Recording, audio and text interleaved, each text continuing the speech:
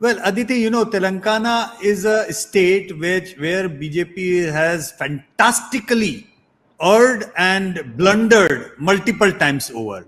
In 1998, people do not remember these things. In 1998, in United Andhra Pradesh, BJP on its own polled 20% votes. And in the Telangana region, they polled more than 30% vote in 1998. And then they gave it on a platter to Babu. And then after that, they refused to take away the separate Telangana call, which was the original plank of the BJP. Then KCR took it up and became the chief minister. Then they were so nicely placed to become the principal opposition last time in assembly. Then they went soft against the original game plan was that they will fight with the KCR and BRS and they will wipe out Congress. But then they dumped Sanjay and then became softer on KCR. And the moment they did it, it opened a floodgate for the Congress to come back. Correct. All right. So that entire game plan went again. I don't know why they blundered, but they blundered.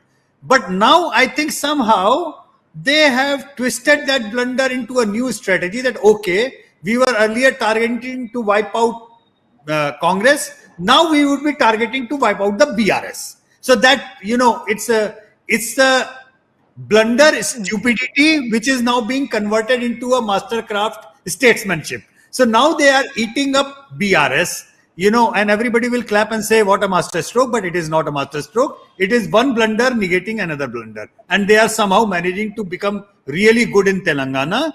Telangana is a state which was for the BJP to grab 20 years back. They are arriving 20 years late in Telangana, but somehow they are arriving. And now that the situation is that they are going to eat up from here onward, eat up the remaining anti-Congress votes of BRS. And at some point of time, it will be more or less become a state like Karnataka, where the contest will become between BJP and the Congress. And like that, JDS is a fringe player in Karnataka, BRS will become a fringe player in Telangana. That's what my understanding is, but I am open to learn from my seniors over there. All right, and you're perhaps right, and perhaps that's happening from this election only, given by your own projections, 7 to 9 seats for the Congress, 7 to 9 seats for the BJP, and BRS almost wiped out of the picture. In any case, BJP had already poached enough people from the BRS to make BJP look like a mini BRS. No. BJP is not poaching people. Now Telangana is a state where BRS people are making a beeline now. Beeline, right. Okay. It's a self-destruction mode right now. BJP doesn't have to work hard in Telangana from that perspective.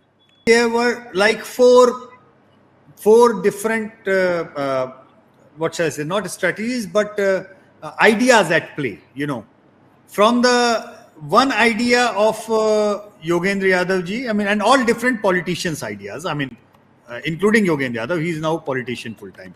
So from his idea that these are the potential losses for the BJP, and these are the seats which are at play, and BJP loses all of them, BJP is going out of power. So, good argument. Only thing is that he forgot to think about the state where BJP can also gain. So, it's a one-way traffic. I am going to count only the things which they are going to lose. On the other extreme, then there are extreme pro-BJP kind of people saying that, okay, these are the new states which we are going to gain, but I am not going to count where I am going to lose. So, between Yogendra Yadav's 260 to somebody's 420, two political takes on that. The truth was somewhere in between. The truth was BJP was contesting few seats. Contesting means some seats in the BJP strongholds were open to the play because of a wrong ticket selection or the internal problem of the BJP, not because of opposition's grandstanding, that opposition did something really smart over there. Like, for example, 5 seats in Rajasthan. These are, they were in play because wrong ticket given by the BJP. They were internal discontent. So the Congress sensed a chance, okay, I can do something over here. But they were aberrations at best. Problem is, all those aberration seats, 5 seats in Rajasthan, 3 seats in Madhya Pradesh, 2 seats in, or 3 seats in Delhi, 2 seats in Gujarat, all these aberrations which came into play because of a wrong ticket selection by the BJP or non-performance of the sitting MP of the BJP, these aberrations were then taken out of proportion by Yogenji and all his, side of the politician analyst to make it as a norm.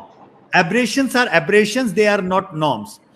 Congress winning a seat in Rajasthan or Madhya Pradesh, few seats, are as good as an aberration like BJP winning couple of seats in Kerala or Tamil Nadu. All right, but they are not norm.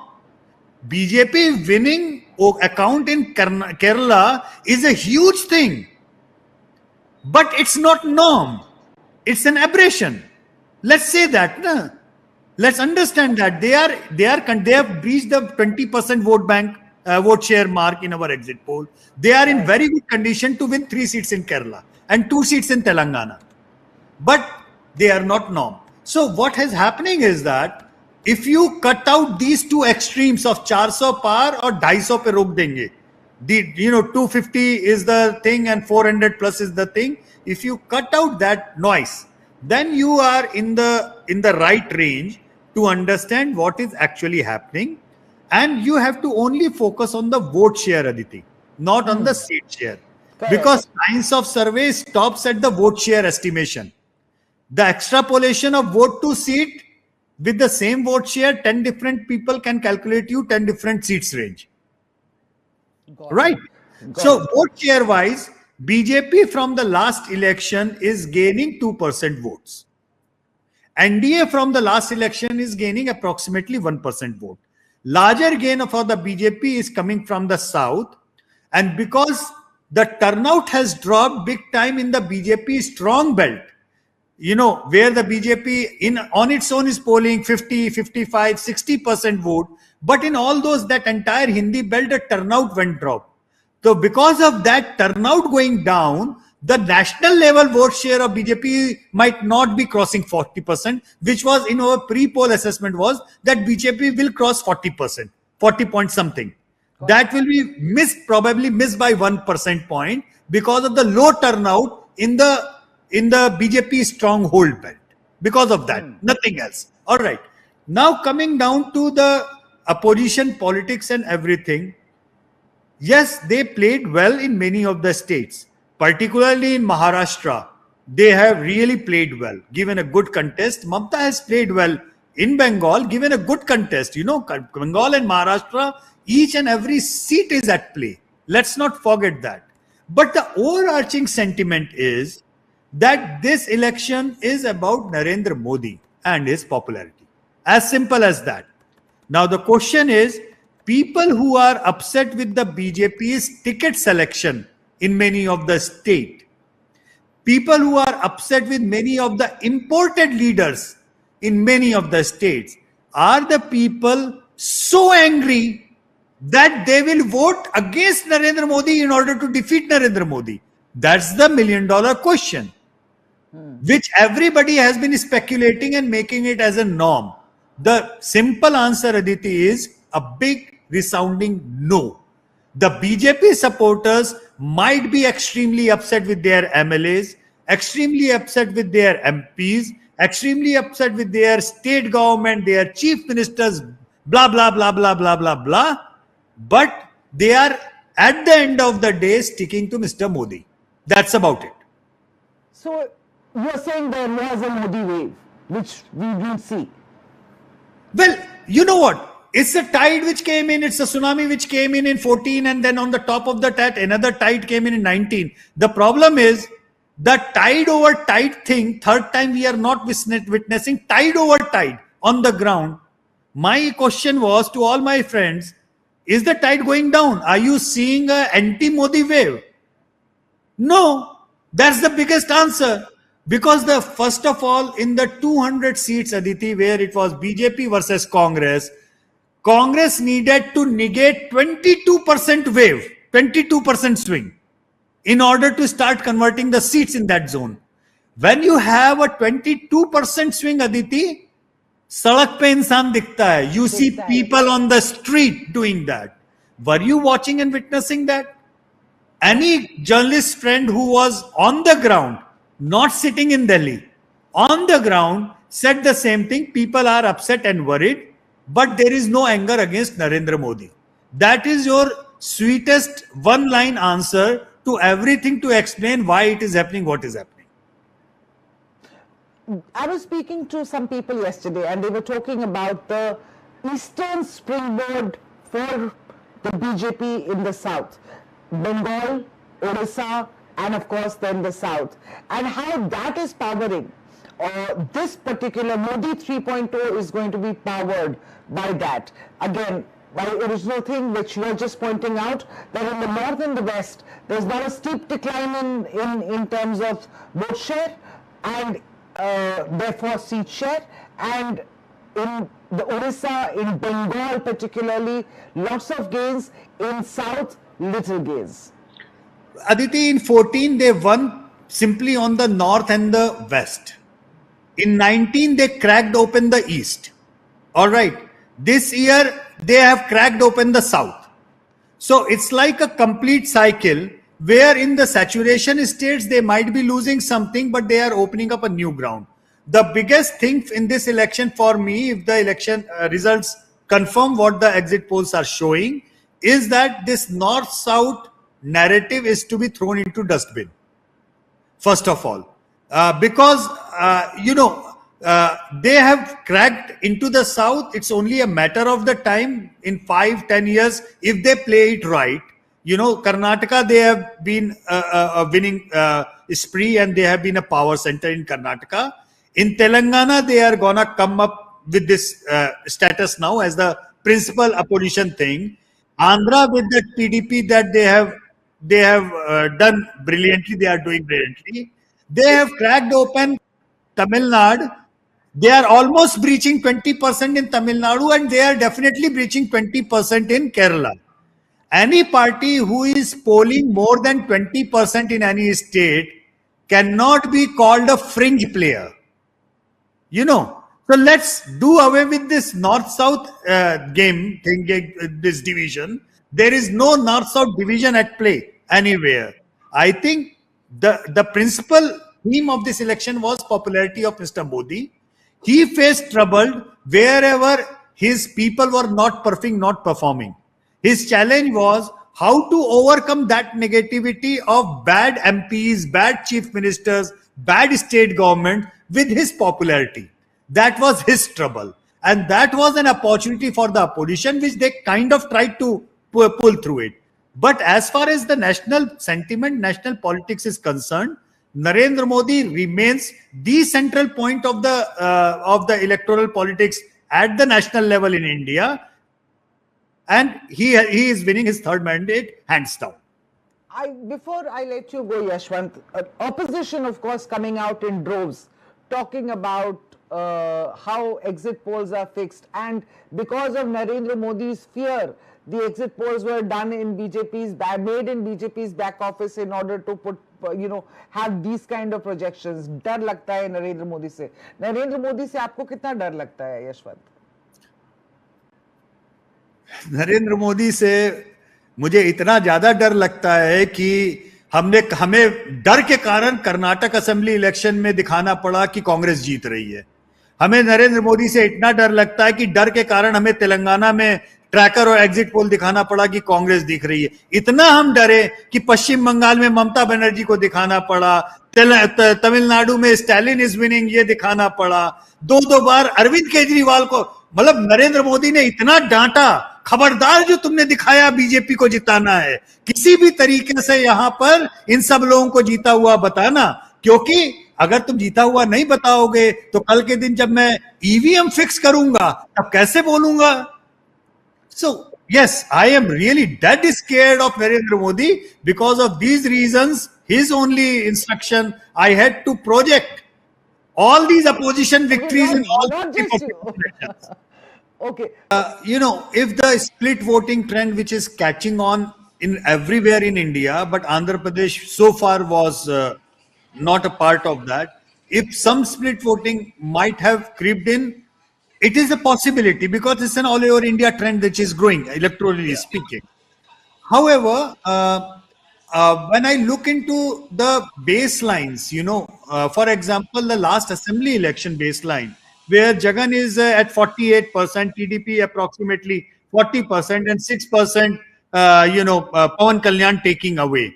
So now, if you put in the arithmetics together, with Pawan Kalyan and BJP coming in together with them, even with 1% of the BJP in the mix, their number almost reaches at par with Jagan's number. I mean, arithmetically speaking. And if you add in a little bit of anti-incumbency to that, then you get a different picture. But one thing which I give in Anurag, that what you are mentioning is about the higher turnout of the female voters in many districts. All right. And that is something which I will say is an interesting thing to look into, because females tend to vote more on the schemes, less on the emotional issues of caste and religion thing. So if that thing is happening, then there might be some play at work. But largely speaking, in our trackers earlier to the elections as well, there was a very definite sense of anti-incumbency also taking roots in Andhra Pradesh, not by virtue of CM being unpopular, but the MLAs and the government being unpopular in that way, you know. To be fair, I think Jagan Mohan Reddy had a problem of riches when in talk in terms of number of MLAs, because he won an overwhelming majority of the MLAs, and huge majority of those MLAs were non-performing. Now he certainly took in the trick of changing the tickets, giving the fresh faces. It remains to be seen if that has worked. Number one. Number two, in a cyclic thing, let's also please remember, Chandra Babu Naidu is not an unpopular man either. He has his base very much intact, not just in that caste and that kind of thing. You know, he lost the last election due to the split of the votes as well, and also because of the routine incumbency. Okay. The only time he had beaten the routine incumbency was in 99, because of the BJP support coming his way in undivided Andhra. When Congress won 2 back-to-back mandate, it was purely because of YSR and UPA 1 giving a good result and nobody coming at play.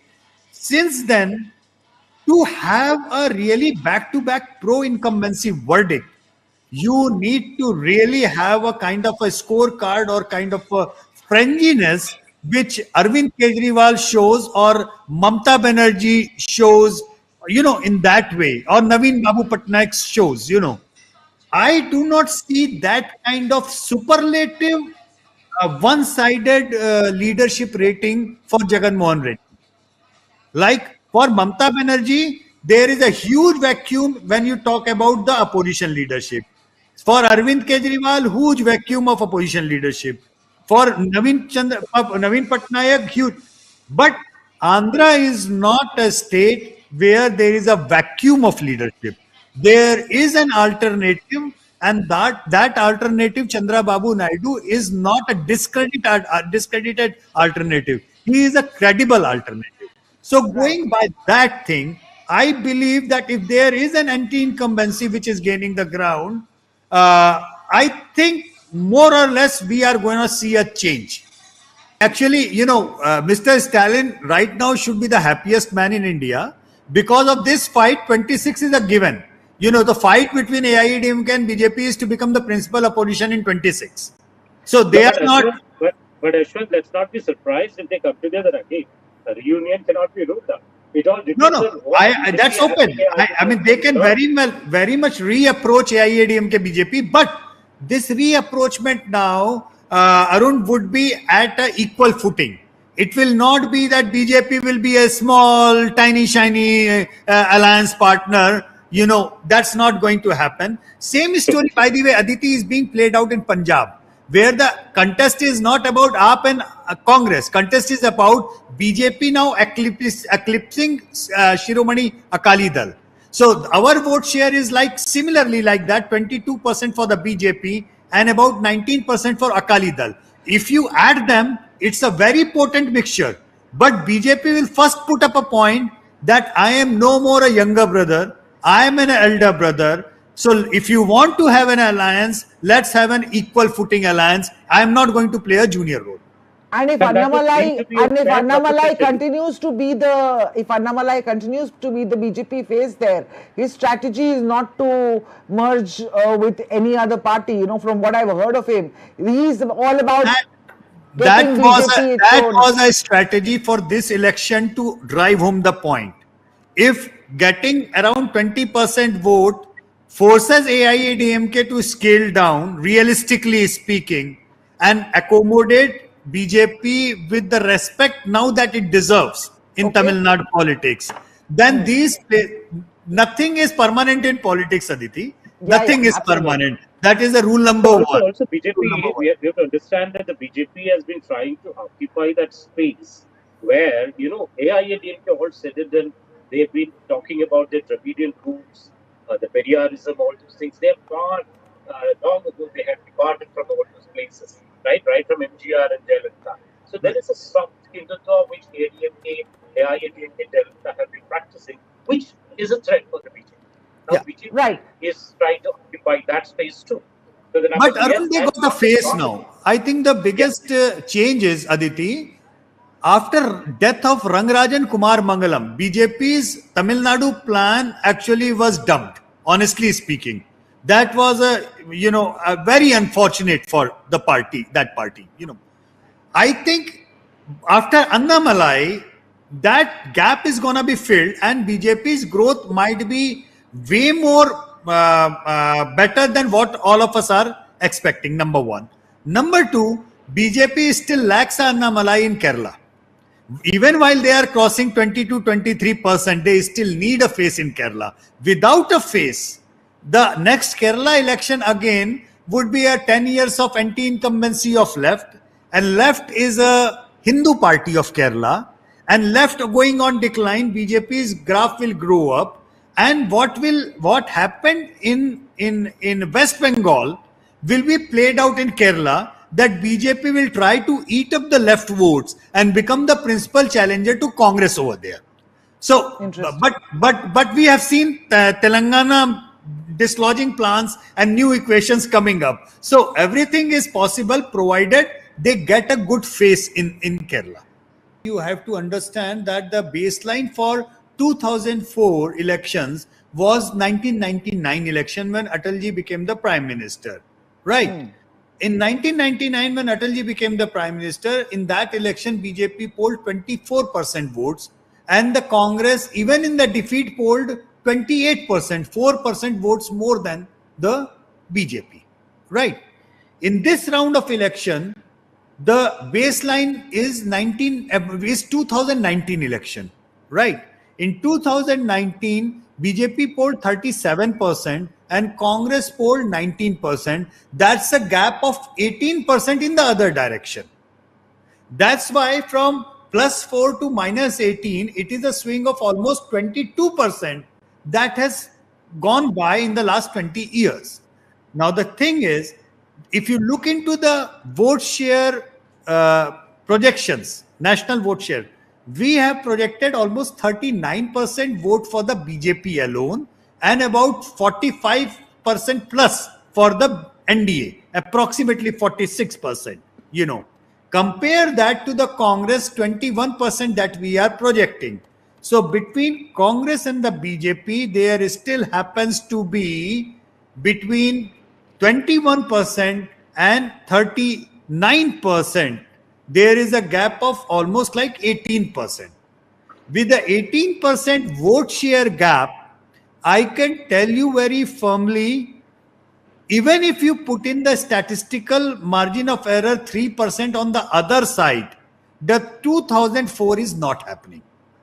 If that is the question, कि ये पलटेगा तो नहीं, 2004 का भूत है, मेरे भी दिमाग में है, हम सबके दिमाग में है, दूध का जला छाछ भी फूंक के पीता है. We are like, all of us like once bitten twice shy.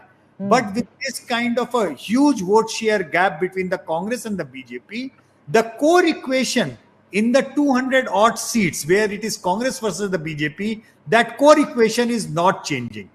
So if that is not changing and BJP is making fresh grounds in the BJP versus the regional parties in other states, then we can safely assume BJP is crossing NDA is crossing the majority mark. Forget about 400 par, forget about 350 par, forget about 300 par. I know one thing, 272 is needed to make the government. They are crossing that. Beyond that, yeah, all things are like, as I said, after vote share. So you're saying it's going to be a 2019 like mandate only? More or less. In fact, BJP and NDA is likely to slightly better than 2019. Slightly better, not the kind of sweeps that some exit polls are showing. It's not impossible, but that is improbable. I would use the term, nothing is impossible in politics. That kind of 400 par thing, I will not say impossible, but in my data, I will consider that as a very low probability of going that kind of extreme.